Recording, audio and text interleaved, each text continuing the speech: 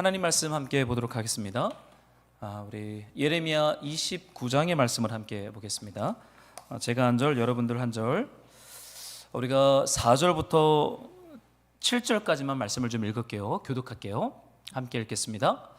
저부터 읽을게요.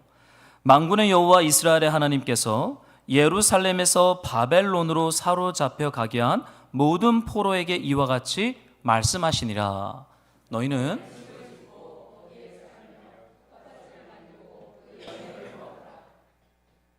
아내를 맞이하여 자녀를 낳으며 너희 아들이 아내를 맞이하며 너희 딸이 남편을 맞아 그들로 자녀를 낳게 하여 너희가 거기에서 번성하고 줄어들지 아니하게 하라.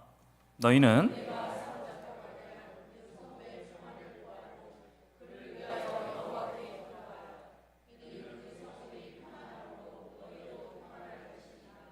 아멘. 우리 말씀을 나누기 전에 앞뒤 좌우분들과 함께 평안의 인사했으면 좋겠습니다. 하나님 사랑 안에서 평안하십시오 라고 축복할까요? 네, 그래요. 장마철 이렇게 또 주일날 뵈니까 참 반갑고 너무 좋습니다. 좀 말씀드리기 전에 뒤 문을 좀 한 번만 좀 닫아주시겠어요? 네, 고맙습니다. 오늘은 우리가 바벨론에서 번성하라라는 제목으로 한 주간 묵상했던 예레미야 말씀 우리 주일 공동체 설교로 함께 나누겠습니다. 여러분 한 주간 잘 지내셨습니까? 뭐 이렇게 많이들 휴가들 다녀오신 것 같아요. 얼굴들이 다 좋습니다. 저는 매일 밤 기도회 하느라 아주 은혜 가운데 있습니다. 여러분 이제 상반기가 이번 주로 종강하고 방학이 들어가는데 가족들과 좋은 시간들도 보내시면서 또 하나님 앞에 나아가는 또 이렇게 믿음의 시간, 은혜의 시간들 되시기를 주님의 이름으로 소망합니다. 바벨론 포로기를 통과하고 있어요. 그런데 참 이해가 되지 않는 것은 하나님께서 그 땅에서 번성하라라는 말씀이 참 이해가 되지 않아요. 그렇지 않습니까? 바벨론은 이스라엘 백성들에게 어떠한 존재예요? 한번 생각해 보셨어요? 때려 죽여도 마음이 시원치 않을 존재가 바벨론입니다. 원수예요, 원수. 이스라엘 2명의 왕을 사로잡아 갔고요. 우리가 사실 그러면 안 되지만 일본을 생각할 때 불편한 마음이 있잖아요. 우린 다 용서하고 복음을 전하고 축복해야 되는데 아직까지 일본과 한국이 축구할 때는 무조건 봅니다. 저는 다른 건 잘 안 보더라도 한일전은 제가 무조건 봐요. 지면은 이렇게 왜 이렇게 불편한지. 우리 마음 깊은 곳에 있는 어떤 역사적인 상처가 좀 불편하게 하죠. 여러분 바벨론이 이스라엘 백성을 망하게 한 제국입니다. 동시에 남유다의 2명의 왕을 사로잡아 죽였고 70년 동안 포로 생활했던 곳이 이 바벨론이에요. 그런데 주님께서 뭐라고 말씀하시냐면 너희는 바벨론에서 번성하라 라고 말씀하십니다. 이 본문의 말씀에 제가 다 기록하진 않았지만 우리 1절과 3절의 말씀 가운데 하나님께서 예레미야에게 이런 말씀을 합니다. 바벨론의 포로로 잡혀간 사람들에게 편지를 보내라 라는 말씀이에요. 여러분 바벨론의 포로로 잡혀간 사람들 안에 좀 어떠한 일들이 있겠어요? 좀 혼란스럽죠. 무엇이 혼란스러우냐면 왜 우리가 포로로 끌려왔을까? 왜 우리 민족이 망했을까? 그리고 저렇게 사악한 바벨론이 어떻게 이 고대 근동 이 패권 국가가 됐을까에 대한 혼란스러움이 그들 안에 있습니다. 그리고 그들 안에 좀 어떤 생각이 있냐면 우리 여기서 한 2년만 있으면 돼. 2년만 고생하자. 그러면 이제 우리가 옮겨주신다 하나님께서. 이런 마음이 있는 거예요. 2년만 고생하자. 그러면 하나님이 예루살렘으로 우리를 옮겨줄 거야 라는 희망을 가지고 살아가는 사람들이 대부분 바벨론의 포로로 끌려갔던 사람들입니다. 그런데 여러분 주님께서요 그들에게 편지를 보내라 라고 말씀하세요. 그러고는 뭐라고 말씀하십니까? 너네 거기서 잘 살아라라는 거예요. 집도 짓고 결혼도 하고 애도 놓고 손주도 놓고 때가 찰 때까지 잘 살아라. 번성해라. 수가 줄어들지 않도록 행복하게 살아라 라는 편지가 이 예레미야를 통해서 바벨론의 포로로 잡혀간 언약 백성들에게 이 편지가 주어졌다는 거죠. 여러분 만약에 하나님께서 우리에게 말씀을 보내주지 않으면요 우리는 길을 잃습니다. 우리는 혼란스러워할 거예요. 해석할 수 없을 거예요. 여러분 우리의 인생을 향한 하나님의 가장 큰 복은요 포로로 끌려와 있는 이 바벨론에 하나님의 말씀이 우리를 찾아온다는 것입니다.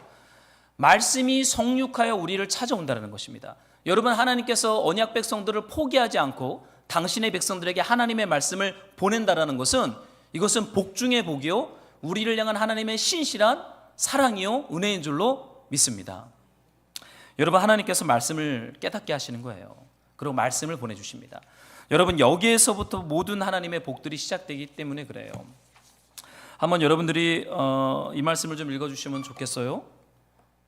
29장 4절의 말씀을 한번 좀 읽어주십시오. 함께 시작.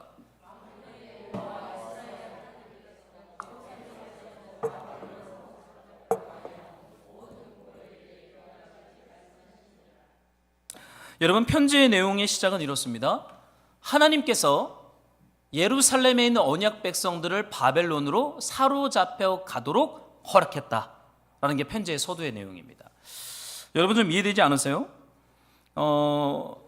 이스라엘이 망하고 흩어지고 포로로 끌려가게 했던 이 모든 사건 속에 하나님이 개입하셨다는 거예요. 내 책임도 아니고 너 책임도 아니라는 거예요. 우리는 보통 나와 너의 책임론을 가지고 싸웁니다. 이게 내 책임이냐 아니면 너 때문이냐. 이거 외에는 우리 안에는 상상할 수 있는 답과 질문이 없어요. 내 책임 아니면 너 책임이죠. 그런데 주님께서 뭐라고 말씀하십니까? 바벨론 포로 사건은 하나님이 디자인하신 사건이고 하나님이 계획하신 하나님의 큰 경륜 가운데 있는 하나님의 사건이라고 말하고 있어요.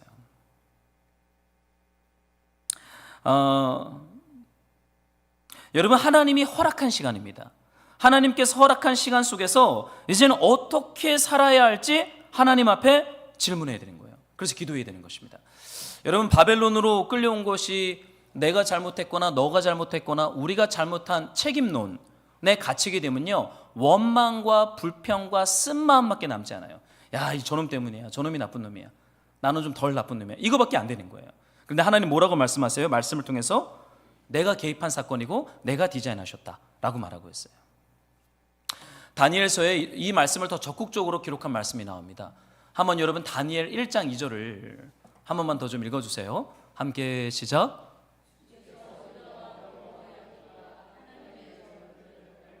그의 손에 넘기심에 그가 그것을 가지고 신할 땅 자기 신들의 신전에 가져다가 그 신들의 보물 창고에 두었더라.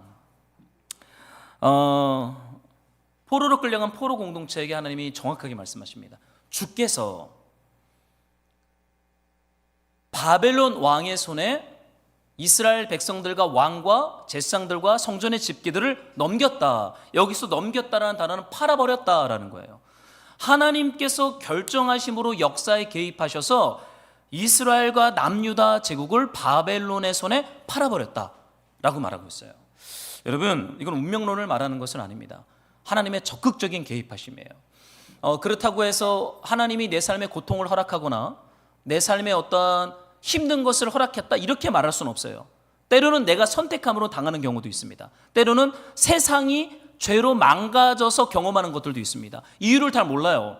근데 이 성경은 이유를 찾지 않고 하나님이 역사적으로 개입하셔서 바벨론의 포로로 넘겨진 이스라엘 백성들의 역사 가운데 주님이 사인하셨고 개입하셨고 넘겼다라고 말하고 있어요.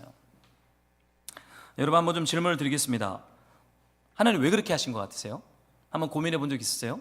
하나님이 왜 이스라엘이 아수르에게 망하게 하시고 남유다는 바벨론에 망하게 하고 그 제국의 포로로 끌려가도록 허락하신 하나님의 뜻, 하나님의 계획이 뭐라고 생각하십니까?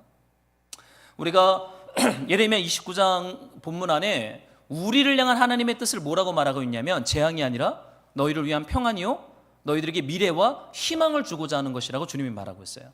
여러분, 하나님의 생각은 한 번도 다른 쪽으로 기운 적이 없어요. 심판이나 재앙이 아니라 평안과 미래와 희망을 주고자 하나님이 역사 가운데 개입하셨고 사인했고 넘겼다라고 말하고 있는 거예요.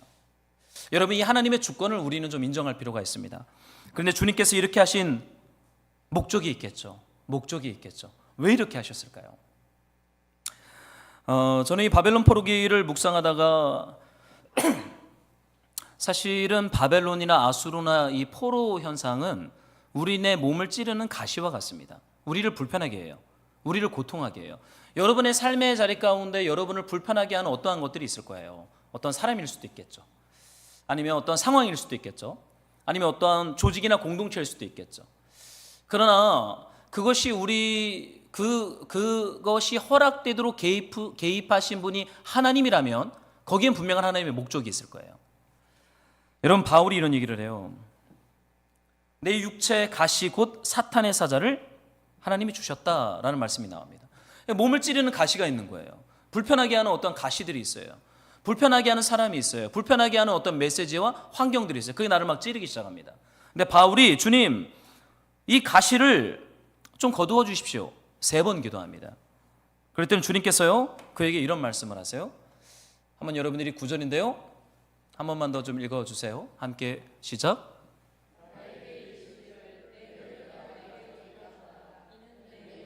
약한 데서 온전하여 짐이라. 그러므로 도리어 크게 기뻐함으로 나의 여러 약한 것들에 대하여 자랑하리니 이는 그리스도의 능력이 내게 머물게 하려 함이라. 여러분, 몸을 찌르는 가시가 있으면 그거 빨리 뽑아야 되잖아요. 그거 제거돼야 되잖아요. 그게 있으면 안 되잖아요. 그러니까 바울도 주님 앞에 나아가 부르짖으며 금식 기도를 한 거예요. 주님, 그게 정확히 뭔지는 모르겠어요. 근데 역사적으로 많은 사람들이 가설을 정한 건 간질병, 바울이 간질병을 좀 앓고 있었대요. 설교하다 말고 픽 쓰러져서 거품을 무는 거예요. 그 얼마나 설교자로서 핸디캡입니까?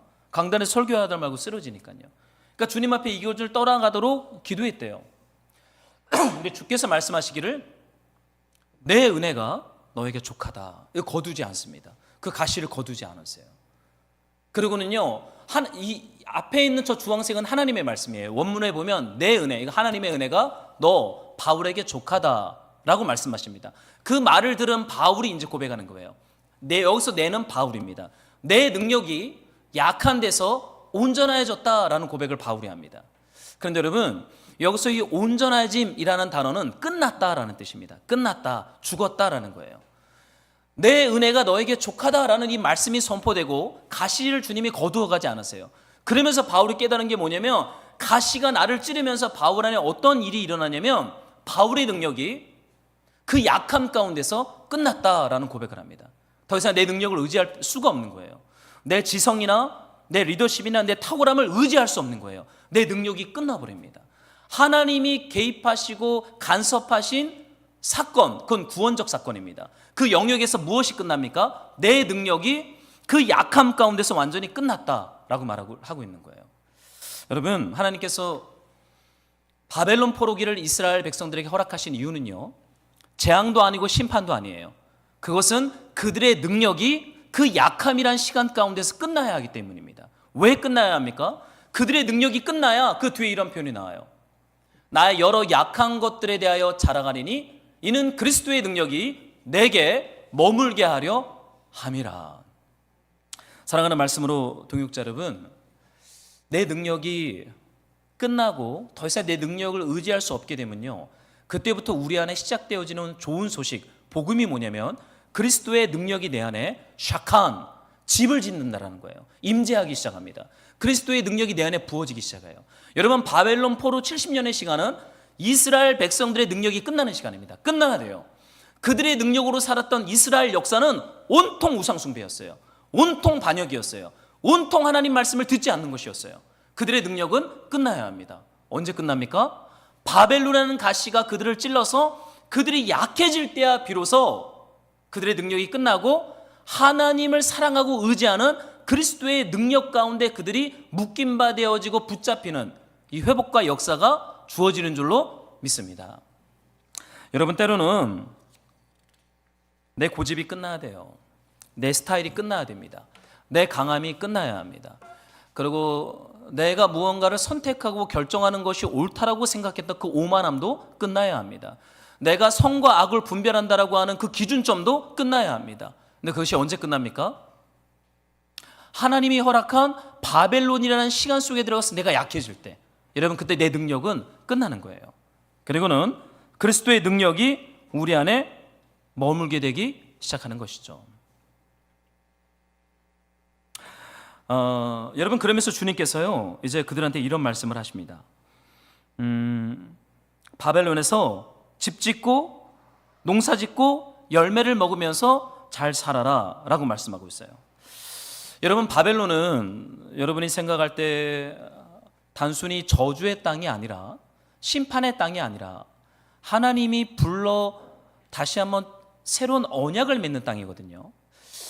근데 이 바벨론을 보통 성경이 바벨론은 어떤 땅이냐? 광야라고 말을 합니다. 여러분, 하나님께서 왜 광야 같은 바벨론에 당신의 언약 백성들을 다시 왜 불러 모으신 거예요? 여러분, 광야의 목적을 신명기가 이렇게 말하고 있어요. 한번 여러분들이 신명기 8장 2절을 좀 읽어주시면 좋겠습니다. 함께 시작. 광야길을 걷게 하신 것을 기억하라. 너를 낮추시며 너를 시험하사 내 마음이 어떠한지 그 명령을 지키는지 지키지 않는지 알려 하심이라. 40년 동안 광야길을 하나님이 걷게 하셨어요. 근데 이것을 우리가 심판으로 말하지 않잖아요. 여기는 하나님의 구원이 담겨져 있죠. 하나님의 어떤 신비가 있습니다. 40년 동안 광야를 걸으면서 주님이 우리를 낮추세요. 우리를 시험하세요. 우리의 마음을 주님이 다루기 시작합니다. 그와 같은 일들이 바벨론 땅에서 시작이 된다는 거예요. 제가 3절을 좀 읽어드릴게요. 너를 낮추시며 너를 줄이게 하시며 또 너도 알지 못하며 내 조상들도 알지 못하던 만나를 내게 먹이신 것은 사람이 떡으로만 사는 것이 아니요 여호와의 입에서 나오는 모든 말씀으로 사는 줄을 너가 알게 하려 하심이라. 사랑하는 말씀으로 동역자 여러분, 광야길을 걸으면서 우리가 배우게 되는 것은요, 사람이 떡으로만 사는 것이 아니라 하나님의 입에서 나오는 모든 말씀으로 사는 존재임을 주님이 우리 안에 깨닫게 하신다는 거예요. 여러분, 주님이 우리를 광야로 부르셨다는 겁니다.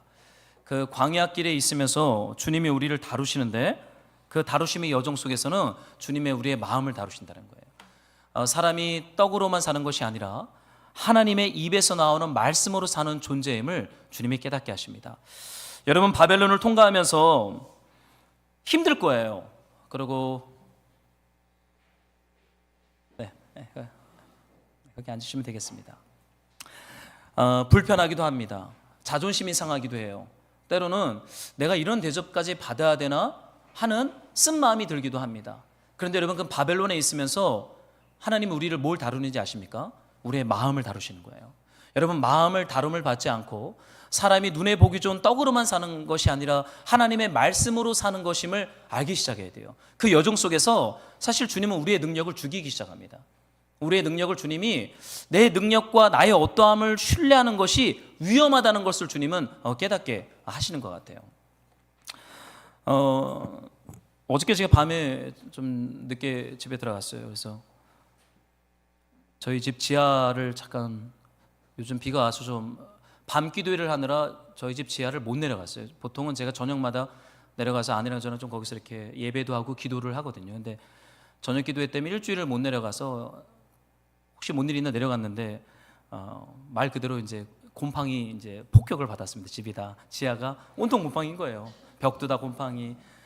그때 우리가 한번 물이 찼었거든요. 그래서 물을 빼고 어느 정도 말린다고 말렸는데 이게 제대로 되지 않아서 곰팡이가 이제 가득 찬 이제 공간을 제가 좀 봤습니다. 농장도 곰팡이가 가득 썰었고 벽부터 그 신디에까지 곰팡이가 올라왔더라고요. 제가 그래서 그거를 어젯밤에 다 정리하고 짐들을 옮기고 제 집주인께 좀 사진을 찍어서 보냈어요. 이거 좀 수리를 좀 해야 되겠다. 그런데 그 집주인은 사실 저랑 아는 권사님이세요. 제가 사역하는 회사 그 물품을 파는 그 권사님입니다. 그래서 제가 좀 그랬어요. 좀 집을 빼주면 좋겠다고. 아직 계약 기간은 남았지만 이게 너무 힘들어서 혹시 권사님 좀 집 대출로 우리 집을 전세금을 좀 빼줄 수 있겠냐. 제가 좀 부탁을 드렸습니다. 안 된다는 거예요. 권사님 돈이 없으시다는 거예요. 그래서 제가 뭐 알겠습니다. 권사님. 그러고는 이제 제가 이렇게 이게 참 무슨 일인가 이런저런 생각들을 좀 주님 앞에 좀 하고 있었어요. 근데 여러분, 때로는 제가 주님 앞에 드는 생각은 사실 저는 그 집이 좀 저 인생 자체에 좀 스트레스이긴 합니다. 그런데 어떻게 하면 그 자체에서 아이들과 함께 잘 누리고 어떻게 이렇게 좀 평안을 경험할 수 있을지 여러 가지 노력들을 좀 하고는 있어요. 여러분, 때로는 하나님 우리네 인생이 내 뜻과 계획대로 되지 않을 때가 있습니다. 여러 가지 되지 않을 때가 있어요. 저도 이번에 상가 관리단을 맡으면서 이제 돈 1억을 지출해서 여러 가지 공사를 하는 와중에 이제 클레임이 걸렸어요. 이제 임대인들이 반대를 해서 4천만 원 쓰고 이제 6천만 원이 묶였습니다. 그래서 다시 이제 관리단을 뽑는 과정 중에 있어요. 근데 저희 단톡방에 임차인들이 한 41명이 있습니다. 여기 상가에 월세를 내고 하는 임차인들이에요. 근데 임차인들끼리 이제 여러 가지 얘기들을 단톡방에 막 올라옵니다. 그 민원들이 올라오면 제가 답글을 쓰기도 하고 이렇게 업자를 불러서 공사를 이렇게 진행하기도 합니다. 그런데 제가 이렇게 어저께 중고등학생들이 저희 상가 계단에서 담배 피는 문제가 이 단톡방에 막 올라오기 시작했어요. 그러니까 1층에 정육점 사장이 뭐 이제 내가 잡았다 이렇게 막 사진도 올리기도 하고 이러면서 담배 피는 문제를 상가에서 어떻게 해결할 것인가 이제 글들이 많이 올라오기 시작했습니다. 그런데 한 분이 2층에 1, 2층을 사용하는 롯데리아 직원들이 담배를 많이 핀다라고 답글을 올린 거예요. 사실 위험한 거죠. 어떠한 특정인을 거론하거나 특정 단체를 거론한 거는 갈등의 요소가 굉장히 많은 거거든요. 큰일 났다. 근데 저는 이제 단톡방을 제가 만들어 큰일 났다 이제 이러고 있었어요. 영락없이 이제 롯데리아 점주가 이제 분노를 하고 이제 긴 장문의 글을 쓰고서는 탈퇴를 했습니다. 방을 나가버렸어요. 근데 제가 이제 한 가지 배우는 것 중에 하나는요, 우리 인간이 얼마나 자기 중심적인 존재인가. 그러니까 나의 필요와 나의 이익과 관련해서는요, 사실은 아무리 올바른 소리를 해도요 100% 그것이 정의가 될 수는 없습니다. 왜냐하면 내 이익과 관련된 부분들이 거기에 들어가 있기 때문이에요. 저는 이것이 인간의 자기중심적인 것을 요즘 많이 배우고 있어요. 임대인들은 임대인대로, 임차인들은 임차인대로 자기들의 이익을 관철시키고자 소리를 칩니다. 여러분, 그런데요, 항상 오르신 분이 있어요. 누가 오르시냐면 하나님이 오르십니다. 하나님의 선택과 결정과 하나님의 사인에는 실수가 없어요. 하나님이 보시기에 좋은 구원과 회복을 이루시기에 완벽합니다. 여러분, 바벨론 가운데 하나님이 개입하셔서 이스라엘 백성들을 그들에게 팔아 넘기시는데 사인하신 왕이신 하나님의 목적이 무엇이겠습니까? 여러분, 하나입니다. 우리의 마음을 새롭게 하는 거예요. 우리는 끊임없이 자기 주장하거든요. 그것을 옳다라고 말하지만 거기는 100% 옳을 수는 없어요. 제 경험도 그렇습니다. 여러분, 하나님만이 옳습니다. 하나님이 허락한 시간과 환경을 통과하면서 우리의 능력이 죽기 시작합니다. 내가 옳다라고 주장했던 것들이 깨지기 시작합니다. 그러면서 어떤 일이 일어납니까? 그 약한 데서 내 능력이 끝나고 그리스도의 능력이 우리 안에 이렇게 임하기 시작해요. 이것을 성경은 구원이라고 말하는 거예요. 회복이라고 말하는 거예요. 축복이라고 말하는 거예요. 복을 받았다라고 말하는 것입니다. 사랑하는 말씀으로 동역자 여러분, 이해되지 않아도 100% 동의되지 않아도 하나님께서 어떠한 것을 이끌어 가실 때 그 안에서 내 능력이 힘을 잃고 내가 깨지기 시작한다면 여러분, 복을 받고 있는 것이고 그리스도의 능력이 여러분을 힘있게 붙잡는 그 자리 가운데로 하나님이 저와 여러분을 인도할 줄로 믿습니다. 여러분, 이 광야 바벨론을 통과하면서요, 애굽의 죄, 우상 숭배가 그 몸과 마음에서 제거될 거예요. 이것이 제거되는 것이 구원입니다. 그냥 약속의 땅에는 들어갈 수가 없어요. 이것을 주님이 제거하신 다음에 약속의 땅에 들어가게 하십니다. 그래서 주님이 뭐라고 말씀하십니까? 이런 말씀을 하세요. 너희는 집을 짓고 거기에 살며 텃밭을 만들고 그 열매를 먹으라. 바벨론 땅에서 집 짓고 농사 짓고 그 열매를 먹으래요.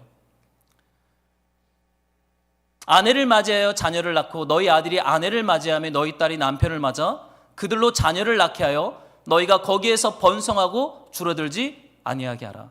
여러분, 바벨론 땅에서요 잘 살래요. 잘 먹고 잘 사업하고 장사하고 결혼하고 애 놓고 애 잘 키우며 살아라. 빨리 돌아올 생각하지 마 라고 주님께서 말씀하십니다. 여러분, 이 하나님의 말씀이 우리에게 왜 복음이 됩니까? 여러분, 이 말씀이 없으면요 우리가 분노로 살 수 있기 때문에 그래요. 바벨론, 이 나쁜 놈들, 내가 여기 빨리 벗어나야지. 2년만 참자. 2년만 참으면 탈출이다. 여러분, 그들이 분노로 살 수 있습니다.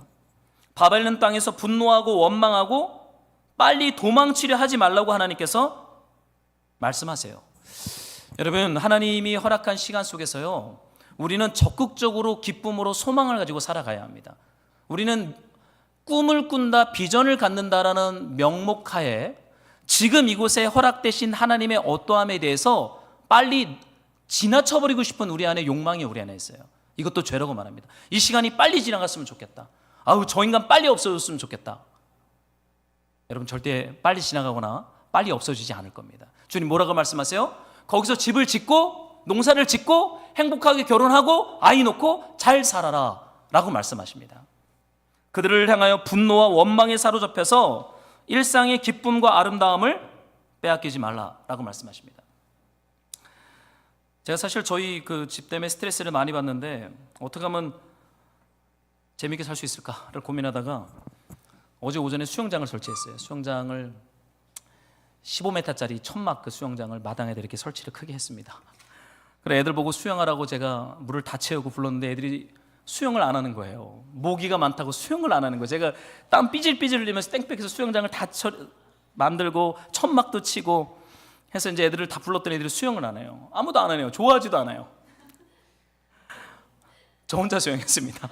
저 혼자 1시간을 수영했던 거예요. 저 혼자 수영하고 애들한테 물긴 지고 그러면서 이제 1시간을 제가 놀았어요. 그리고 이제 오후에 제가 교회 출근해서 이제 예배 마무리를 했는데 여러분 즐겁게 살아야 합니다.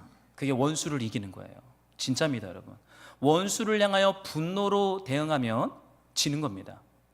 그건 지는 거예요. 원수를 향하여 이기는 하나님의 지혜는 집 짓고 농사 짓고 열매 따먹고 결혼하고 애 놓고 즐겁게 사는 거예요. 여러분 이것이 하나님의 뜻입니다. 보통 기독교를 약간의 고통과 고난을 즐기는 종교로 생각을 해요. 그렇지 않습니다, 여러분. 고통과 고난을 누가 즐깁니까? 여러분 즐기세요? 고난을 당할 때 이렇게 막 카타르시스가 일어나세요? 죽을 맛이죠. 고난 좋아하는 사람 없어요. 고통 좋아하는 사람 없어요. 하나님도 그래요. 하나님들 그거 좋아하겠습니까? 하나님의 지혜는요, 바벨론에서 하나님의 뜻이 이루어질 때까지 그들이 살아갈 삶의 방식은요, 기쁨으로 사는 거예요. 노래하면서 사는 거예요. 즐겁게 사는 거예요. 행복하게 사는 거예요. 행복과 즐거움을 기획해서 우리가 그 기쁨과 소망을 빼앗기지 않도록 우리네 삶을 단장해야 돼요. 주님이 그것을 우리에게 명령하셨기 때문에요. 바벨론에서 번성하라고 말했기 때문에요. 여러분 저란들 상가가 좋겠습니까? 상가, 저도요 마당 있는 큰 주차장 지하로 1, 2, 3층 있고 마당도 있고 카페도 있는 예배당에서 설교만 딱 하고 빨리 이렇게 목양실 가서 커피 한 잔 딱 마시면서 2부, 3부, 4부, 5부 예배 준비하고 싶어요. 제가 한번 해봤거든요. 부목사 때 담임 목사님 해외 나가서 저보고 한번 주일 예배를 해보래요. 제가 1부부터 5부를 하는데 예배 끝날 때마다 이제 엘리베이터가 따로 있습니다. 담임 목사 타는 엘리베이터를 타고 목양실 가서 이렇게 있으면요, 전 신기했어요. 커피 갖다 줘, 키위 갖다 줘, 먹을 거를 계속 갖다 주는 거예요. 도대체 여기는 뭔가? 그거를 먹고는 쉬었다가 설교만 하면 돼요. 야, 이래서 큰 교회 담임 목사들 하려고 그러는구나 제가 알았어요. 여러분 그분들 힘든 거 하나도 없어요. 여러분 그런데요, 하나님이 우리에게 허락한 것이 때로는 내 기준과 내 어떠함이 맞지 않을 때 여러분 기억해야 될 것은 그 시간을 즐기고 재밌게 행복하게 통과할 수 있도록 기도하고 지혜를 구하고 명철을 구하고 그렇게 살아야 합니다. 그렇게 살아야 돼요. 곰팡이가 집에 가득해도요, 그냥 마당에다가 천막으로 수영장 만들고 수영해야 됩니다. 왜요? 하나님의 시간이 찰 때까지. 지옥처럼 살면 안 되잖아요. 아닙니까? 여러분 중요한 것은요, 하나님께서 말씀하셨어요. 바벨론에서 만나는 사람들, 지금 하는 일들, 그 모든 외적인 모든 요소들은요, 그냥 주어진 것들이 아니라 하나님의 분명한 목적을 성취하기 위하여 하나님께서 허락했다라는 거예요. 사람들도, 상황들도, 환경들도 하나님이 허락했기 때문에 우리가 그 자리에 있는 것입니다. 그렇기 때문에 집 짓고 즐겁게 살아야 돼요. 거기가 하나님의 부르심의 땅이기 때문에 그렇습니다. 여러분 분노와 원망으로 살지 맙시다. 저 인간 원수 같은 놈이라고 말하지도 맙시다. 그냥 집 짓고 기쁘고 소망 가운데 살도록 노력하셔야 돼요. 그래서 바벨론에서 생존해야 됩니다. 번성해야 됩니다. 숫자가 줄어들지 않도록 해야 합니다. 이것이 하나님의 뜻이에요. 그 여정 가운데 주님이 우리의 마음을 새롭게 하신다는 거예요. 그러면서 주님께서 그들에게 한 가지를 더 명하세요. 여러분들이 한번 7절의 말씀을 좀 읽어주시면 좋겠어요. 시작.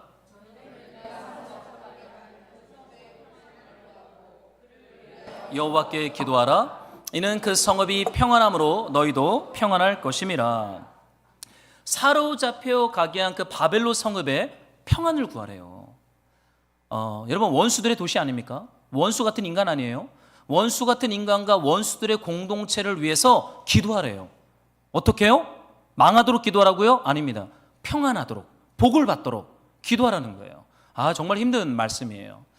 여러분들에게 원수 같은 인간을 위해서 여러분 평안과 축복을 빌면서 기도할 수 있겠습니까? 한번 물읍시다. 여러분 됩니까? 전 안 되더라고요. 안 됩니다. 제가 입 밖으로 내밀지 못하지만 주님 한번 혼내주십시오. 이런 기도는 나오지, 평안과 축복을 빌라는 이 기도가 나오는 건 쉽지가 않아요. 여러분 쉽지가 않아요. 그런데 주님께서 뭐라고 말씀하세요? 사로잡혀 가게 한 그 성읍의 평안을 위하여 여호와께 기도하라 라고 말씀하십니다. 나를 포로 삼은 그 사람, 그 상황, 그 공동체를 위해서 기도하래요. 나를 피곤하게 만드는 상대, 그 조직, 그 상황을 위하여 기도하라고 말씀하십니다. 바벨론 사람들은 원수고 우리 민족을 붕괴시킨 악한 민족이죠. 그들을 위해서 기도하래요. 여러분, 왜 그들의 평안을 위하여 기도해야 합니까? 하나님의 목적은 딱 하나입니다. 바벨론이 정의롭기 때문에 아니에요. 바벨론이 의롭기 때문에 아니에요. 왜입니까? 주님이 말씀하시죠. 평안함으로 너희도 평안할 것이다. 우리의 평안을 위해서예요. 목적은 하나입니다. 우리의 평안과 행복과 구원을 위해서 원수들을 위하여 기도하라고 말하고 있어요. 저는 사실 이 상가로 예배당을 옮기면서 오랜 시간의 스트레스가 헬스장에 쿵쿵거리는 진동과 소음이었어요. 원래는 에어로빅실이 바로 여기 있었습니다. 평일에는요 아침 기도회를 못해요. 에어로빅 여기를 가득 찼습니다. 그런데 이제 기도가 나오겠습니까? 주님, 저 인간 좀 어떻게 해주십시오. 이런 마음이 저는 들더라고요. 사장은 이전에 아저씨가 좀 악한 아저씨가 사장님이었어요. 지금은 아니지만. 근데 다행히도 이 아파트가 민원을 넣어서 에어로빅실이 절로 갔어요. 저쪽. 더 이상 소음이 없어졌습니다. 이제 그때부터 제가 아침 기도회랑 저녁 기도회를 시작을 했어요. 가능하더라고요. 이제 소음이 없어지니까 좀 감사했습니다. 근데 저 솔직한 것은 제가 이 헬스장 그 이전 아저씨 사장을 제가 축복하지 못했어요. 축복이 안 나와요. 엘리베이터에서 볼 때마다 진짜 화가 여기까지 올라옵니다. 소리 좀 줄여주세요. 그럼 그 아저씨 반응도 안 해요. 분노가 올라오죠. 근데 이제 그 아저씨가 이거를 인수인계하고 사실은 좀 망해서 나가셨어요. 이제 헐값에 저 건물을 팔았습니다. 지금 젊은 헬스장 사장한테. 그런데 에어로빅실이요 우리 옆으로 온 거예요. 여기서 주님 앞에 기도했는데 절로 가는데 이제 우리 바로 옆으로 왔어요. 그래서 제가 한 가지 깨달은 것이 있습니다. 그게 뭐냐면 바벨론의 원수는요 외부에 있는 것이 아니라 내 안에 있다는 것을 알게 됐어요. 그것이 무엇입니까? 사실은 나를 힘들게 하고 고통스럽게 하는 어떠한 대상과 존재를 향해서 우리는 저주하고 분노를 퍼부으면 그것이 해결될 것이라고 생각하지만 절대 해결되지 않습니다. 내 심령만 상해요. 언제 그것이 변화되는지 아십니까? 축복할 때입니다. 그래서 제가 요즘은 의지를 들여서 축복해요.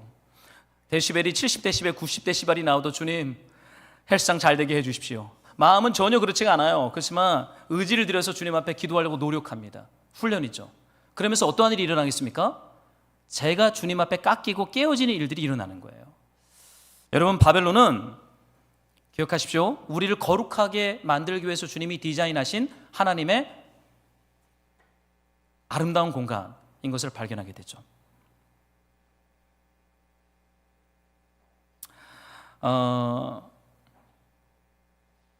여러분, 분노를 하면 상황과 환경이 바뀌지 않고요. 분노하는 대상을 우리가 닮아가기 시작합니다. 우리가 누군가를 욕하기 시작하잖아요. 그럼 그 사람은 전혀 바뀌지 않습니다. 그 사람 전혀 안 바뀝니다. 그럼 누가 바뀌는지 아십니까? 욕하는 내가 그 욕하는 대상을 닮아간다는 거예요. 이게 신비로운 영적인 신비입니다. 그래서 저주하지 말라는 거예요. 그래서 부정적인 말을 하지 말라는 거예요. 왜냐하면 우리는 분노하고 욕하고 저주하는 것을 통해서 세상을 바꾼다고 생각하지만 실상은 아무것도 안 바뀌어요. 내 심령만 상해요. 내 심령만 깨어지고 더러워지기 시작합니다. 어쩌면 욕하면서 닮아갈 수 있어요. 그것이 영적인 원리이기 때문에 그래요. 그래서 주님은 바벨론 그 원수들을 저주하거나 욕하지 말고 평안을 기도하라 라고 하는 거예요. 그들의 회복을 위해서 기도하라 라고 말하고 있어요. 사랑하는 말씀으로 동역자 여러분, 여러분의 바벨론은 누구입니까? 그 인간만 없으면 나는 인생이 행복하겠다 하는 그 그 인간님께서 계십니까? 여러분, 주님께서 말씀하십니다. 그들의 평안을 위해서 기도하십시오. 그들을 예수 그리스도의 이름으로 심정으로 동의는 안 될지라도 의지를 들여서 쳐서 복종시킴으로 그들을 축복하는 일들을 여러분의 심령과 여러분의 가정과 일터 안에 저는 그것들이 일어나기를 주의 이름으로 축복합니다. 여러분, 바벨론에서는 이렇게 살아야 돼요. 분노로 사는 것 아니고요, 기도로 살아야 합니다. 원수들을 축복하고 평안을 위해 빌면서 살아야 합니다. 그러면서 주님이 한 가지를 더 말씀하셨어요. 이게 8절과 9절인데 여러분들이 8절을 좀 읽어주시면 좋겠습니다. 함께 읽을게요. 시작. 만군의 여호와 이스라엘의 하나님께서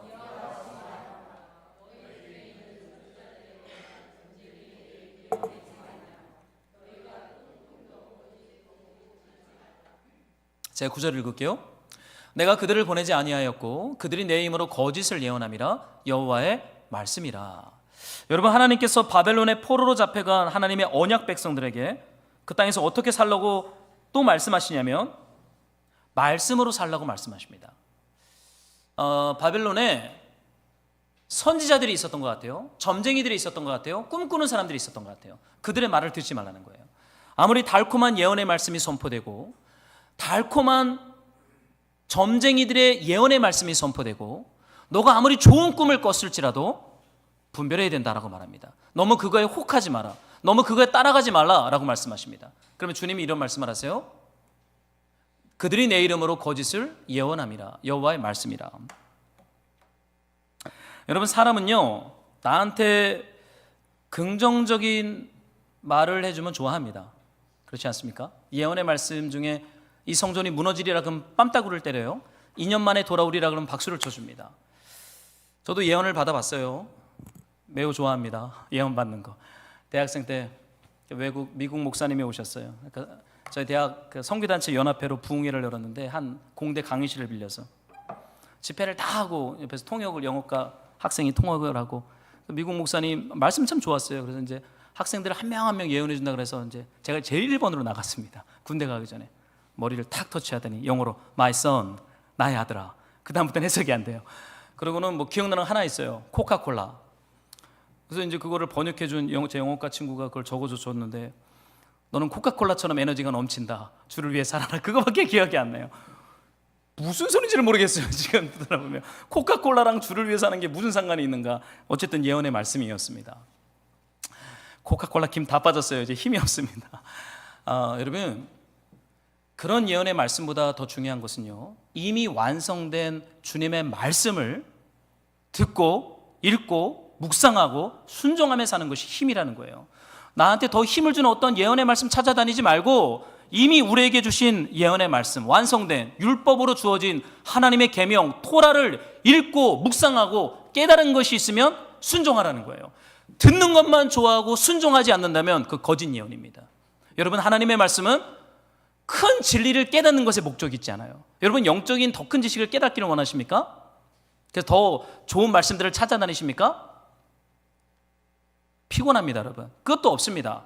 그런 거 기독교 아니에요. 기독교는요, 내가 하나님의 말씀을 들었으면 그것이 지극히 작은 것일지라도 순종하는 거예요. 여러분, 이것이 말씀으로 사는 것입니다. 바벨론 땅에서 무엇을 배워야 합니까? 아무리 초라하고 가치 없고 작아 보여도 이게 나한테 불이익이 돼도 주님이 말씀하셨고 깨닫게 하셨으면 순종하는 거예요. 하나하나 순종하다 보면 여러분 어떤 일이 일어납니까? 70년이 꽉 채워지는 것이죠. 여러분, 좋은 말씀, 좋은 깨달음, 큰 영적인 지식, 그것 따라다니다가 거짓 예언자한테 붙잡힐 수 있어요. 이미 우리에게 주신 말씀을 듣고 순종하는 연습, 어디서 하는 것입니까? 바벨론에서 하는 거예요.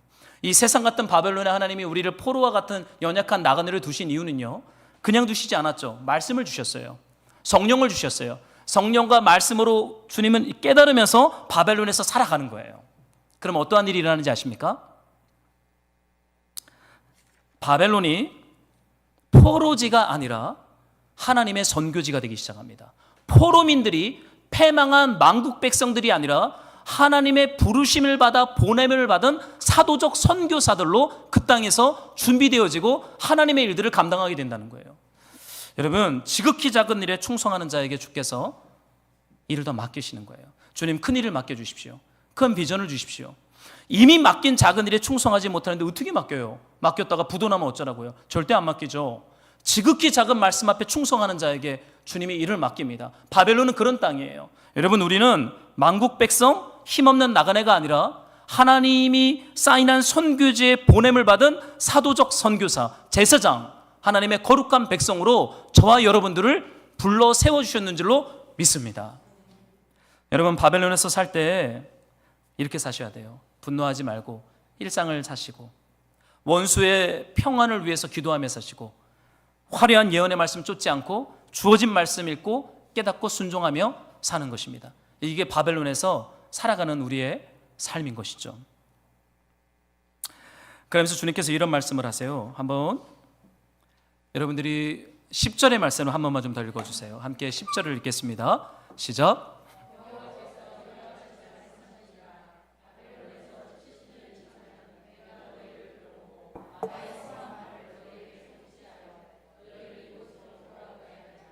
70년이 차면, 하나님의 시간이 가득 차면 어떻게 된다고요? 너희가 이곳으로 돌아올 것이다 라고 말씀하십니다.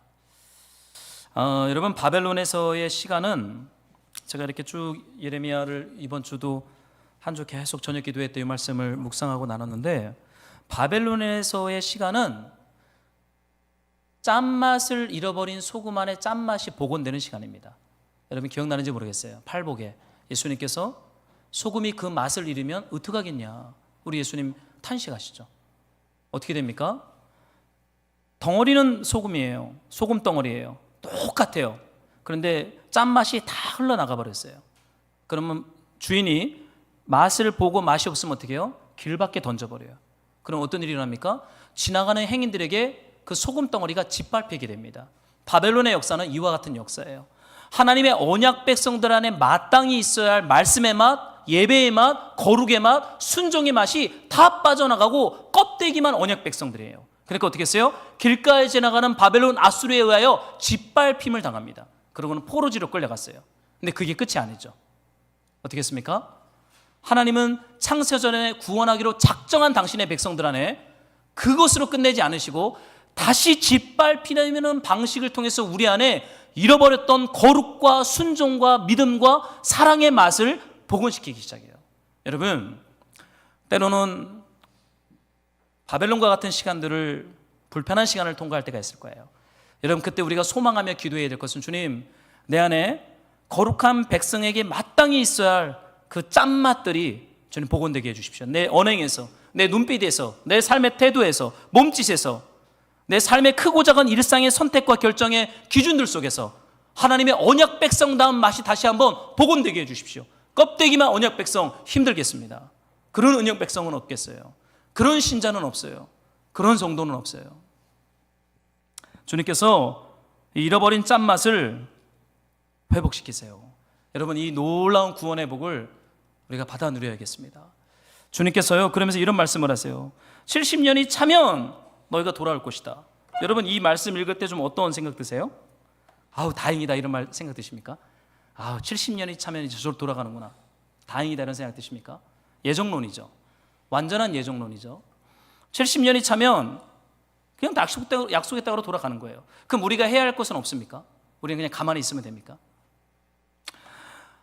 여러분, 뒤틀린 예정론이 우리 안에 들어오면요, 우리는 아무것도 안 해도 된다라고 생각하는 뒤틀린 믿음이 들어오기 시작합니다. 그건 거짓 메시지예요. 예정론은 그런 걸 말하지 않습니다. 주님께서 이런 말씀을 하세요. 12절인데요. 한번 여러분들이 좀 읽어 주십시오. 함께 시작. 너희가 내게,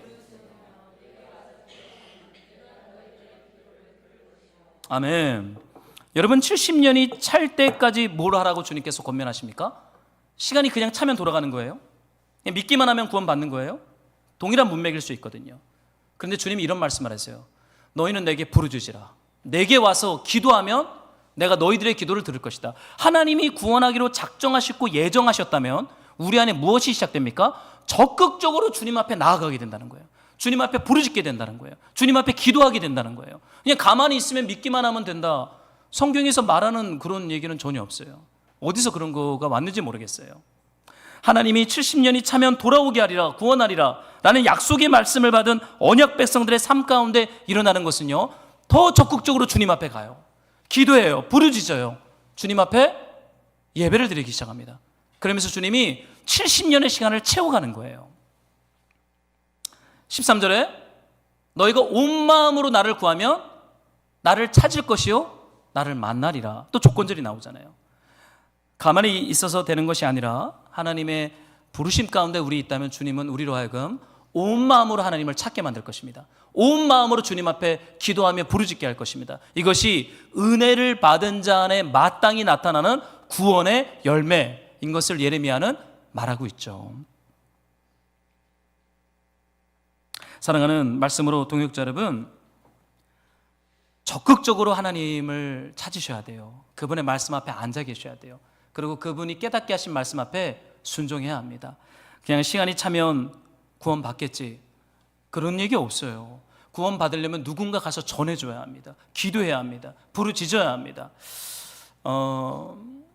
저는 장로교 목사지만 이런 예정론에 대해서는 참 불편해요. 우리 감리교가 가지고 있는 이 신인 협력설, 하나님과 인간이 협력한다 라는 신학을 가진 사람들은 철저하게 기도하고 철저하게 회개하고 철저하게 나아가서 복음을 전합니다. 그러나 우리 장로교 안에 있는 이 뒤틀린 예정론은요, 우리를 하여금 가만히 있게 만들어요. 회개에 대한 별 동력이 생기질 않아요. 복음을 전해야 할 별 동력이 생기질 않아요. 왜냐하면 주님이 주님의 때에 구원하니까. 이상한 복음이 들어왔기 때문에 그래요. 사랑하는 말씀으로 동역자 여러분, 바벨론에서 주님은 우리 안에 기도를 회복할 것이에요. 부르짖음을 회복할 것이에요.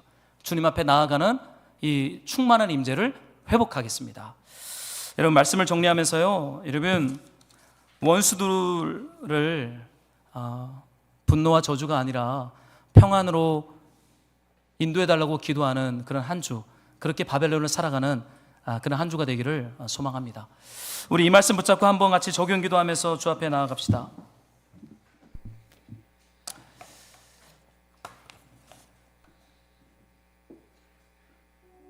오직 주의 사랑이매요. 우리 찬양 한번 할까요? 우리 아까 복음성가에 했던 오직 주의 사랑이매요. 오직 주의 사랑에 매여 내 영 기뻐 노래합니다.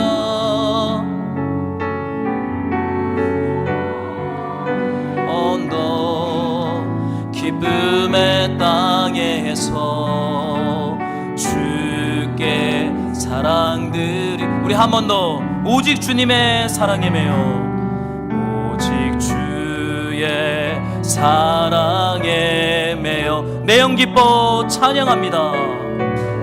기뻐 찬양합니다. 이 소망의 언덕 기쁨의 땅에서 주께 사랑드립니다. 오직 주의 임재 안에 갇혀 내 영 기뻐 찬양합니다.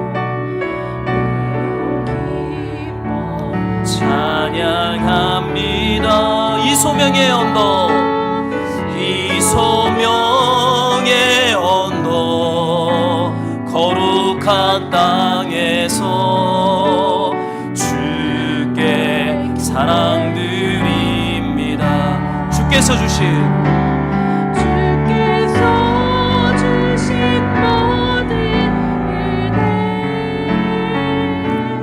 나는 말할 수 없네. 내 영혼 즐거이 주 따르렵니다.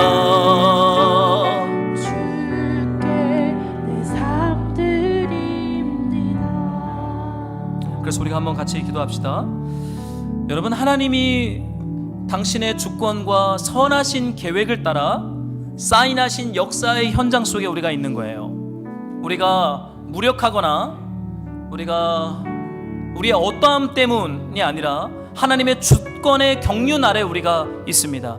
그래서 우리가 주님 앞에 기도할 때는 주님, 이 시간들을 제가 통과할 때 분노로 통과하지 않게 하여 주시고 저주로 통과하지 않게 하여 주시고, 주님 소망과 축복과 기도와 부르짖음과 예배와 말씀에 대한 순종으로 우리가 통과할 수 있도록 성령님, 당신의 언약 백성들에게 부어주시는 새 언약의 영으로 우리에게 기름을 부으사 주님의 말씀 앞에 순종하게 하시고 온전히 우리를 새롭게 하시며 그리스도의 능력이 우리 안에 머무는 그 충만함의 자리로 우리를 인도하여 주시옵소서. 특별히 우리가 저주하고 우리가 뭔가 원망했던 그 부분들에 대해서 이제는 주님 앞에 올려드리며, 이제는 주님 제가 평안을 구하겠습니다, 축복하겠습니다. 우리 결단하며 기도합시다. 기도할까요? 아버지 하나님, 우리를 이 예배 가운데 부르셔서 당신의 말씀으로 우리를 새롭게 하시니 감사를 드립니다. 성령 하나님, 당신의 말씀으로 우리의 속사람을 날마다 새롭게 하여 주시옵소서. 우리 안에 오직 하나님의 뜻이 이루어지기를 원하고 우리가 그리스도의 능력 가운데 묶임받기를 원하며 내 능력이 끝나고 날마다 그리스도의 능력이 내 안에 머물기를 소망하오니 성령 하나님, 우리에게 은혜를 베풀어 주시옵소서. 아버지 하나님, 간절하게 기도하는 것은 우리가 축복하는 삶, 평안을 비는 삶, 저주와 원망하던 삶에서 우리를 돌이키사 축복과 평안을 비는 삶으로 성령 하나님 우리를 인도하여 주시옵소서. 하나님의 시간이 찰 때까지 축복하게 하여 주시고 평안을 빌게 하여 주시고 풀어주게 하여 주시고 우리가 마음껏 축복하며 영적인 권세를 누릴 수 있도록 성령님 우리에게 은총과 은혜를 베풀어 주시옵소서. 주님, 주님,